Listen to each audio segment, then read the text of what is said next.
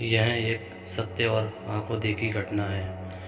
हमारा गांव गोंडा ज़िले में पड़ता है। यह उस समय की बात है जब गांव में 18-19 साल की उम्र में सब लड़कों की शादी हो जाती थी। उनमें से एक मेरा मित्र रमाकांत भी है। उसकी शादी 3 साल पहले हो चुकी थी और अब उसका गौना भी आ गया था। उसकी बीवी बहुत निडर थी।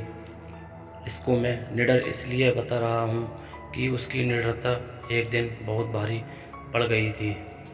3-4 साल पहले तक गांव की अधिकतर औरतें सुबह सुबह उठकर लोटा लेकर नित्य क्रिया के लिए कोई खेत में तो कोई खुले मैदान में जाती थी। वो भी जब गांव के पुरुष लोग सो रहे हो तब जाती थी। कुछ दिन बीत गया तो अब रमाकांत को एक सुंदर सी बेटी हुई। बेटी अभी 8 महीने की थी। उस समय उसकी बीवी सुबह सुबह अकेले उठकर खेत में चली गई और अपने सासू माँ को या फिर अपनी जेठानी को भी नहीं जगाया। वह अकेले ही चली गई क्योंकि वह तो बहुत निडर थी। लेकिन उस समय वह ना तो हाथ में चक्कू और ना ही माचिस लिया।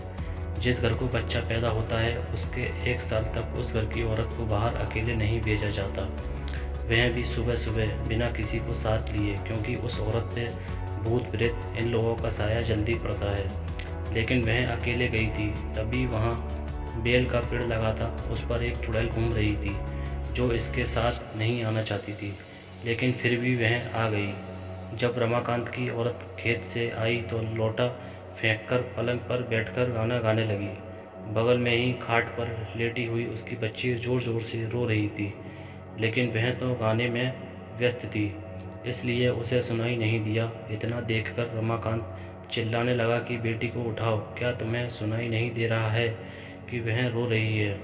फिर भी बीवी ने जवाब नहीं दिया।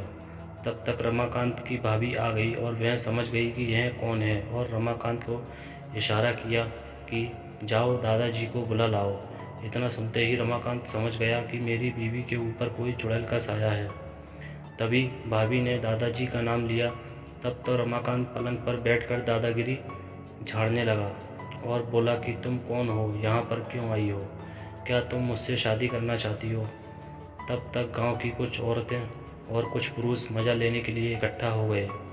चुड़ैल ने कहा कि मुझ में तुम्हें क्यों दिलचस्पी हो रही है, क्यों मुझसे शादी करने के लिए आतुर हो? तो रमाकांत झट से बोला कि मैं कुछ काम धंधा तो करता नहीं, लेकिन अगर तुम साथ रहोगी तो धन दौलत लाती रहोगी। चुड़ैल ने हंसकर बोला, ऐसा कुछ नहीं होता। हमारे में भी कोई ना कोई मुखिया जरूर रहता है जो धन दौलत की रखवाली करता है। तुम चाहो तो हमारी दुनिया में चलो, तब मैं तुम्हें सब कुछ दूंगी, पर अभी नहीं, क्योंकि तुम जीवित हो। रमाकांत समझ गया कि अब मेरे हाथ कुछ नहीं आने वाला है, तो उसने बोला कि ब्राह्मण परिवार में आते हुए तुम्हें डर नहीं लगा? और नीचे बैठे हुए सब लोग मज़े लेते हंस रहे थे।